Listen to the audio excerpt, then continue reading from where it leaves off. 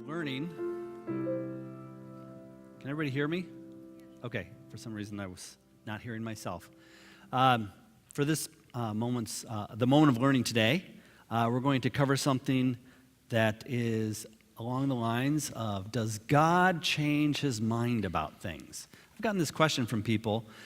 Something I kind of dug into a little bit while I was in seminary. Does God change his mind about things?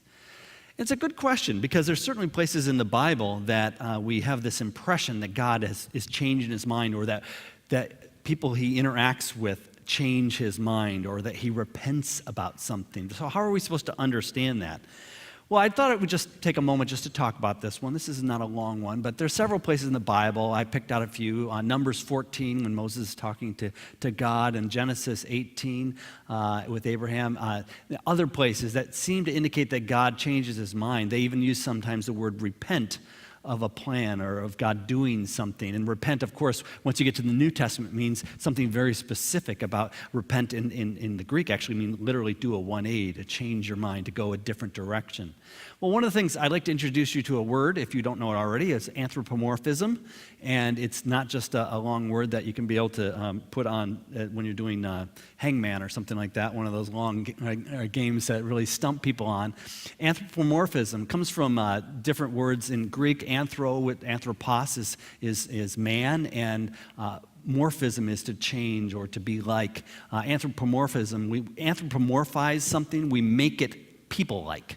So if I say, like, the feet of a table, I'm making it like the table. I mean, yes, we call them feet, but the idea is that we're making it like a person. Or if we with God, when we ascribe to him human-like qualities, we describe him in ways that we can better understand and that make sense. But sometimes we have to remember that God is not a person like that. In Jesus, he became a man, but God, in the full triune God, is not a man in that same way. So when we ascribe to God human-like qualities, we have to be careful, whether these be emotions like anger. Anger for God is different than anger for people, and I'll do a whole sermon on that sometime. But we ascribe to God's hands or his feet or his heart, the heart of God. When we describe things like that, we describe them in terms that we can understand of the situation of what's going on, of how he conducts himself. Even if you talk about God as Father and other things like that.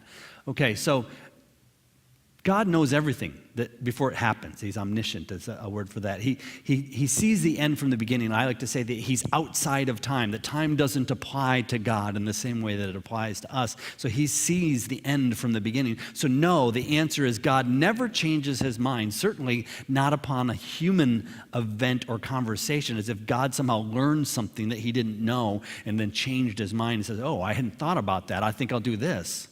It's kind of silly, but in Malachi 3:6, the beginning of that 3:6a says, I, the Lord, do not change. Another word for that, a theological term, is immutable. He is without mutation. He is not changing.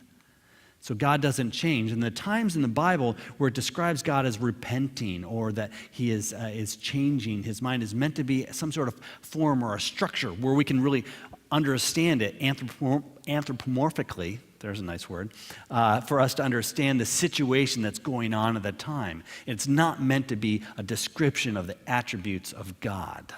Does everybody understand that?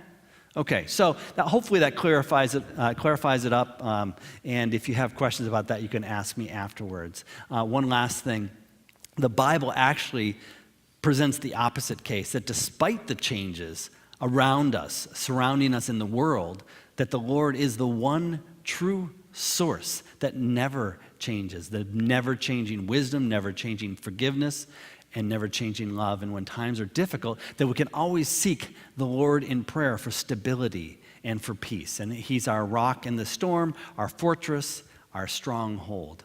And we can seek shelter in him and his unchanging ways and his unchanging love. And that's the moment of learning for today.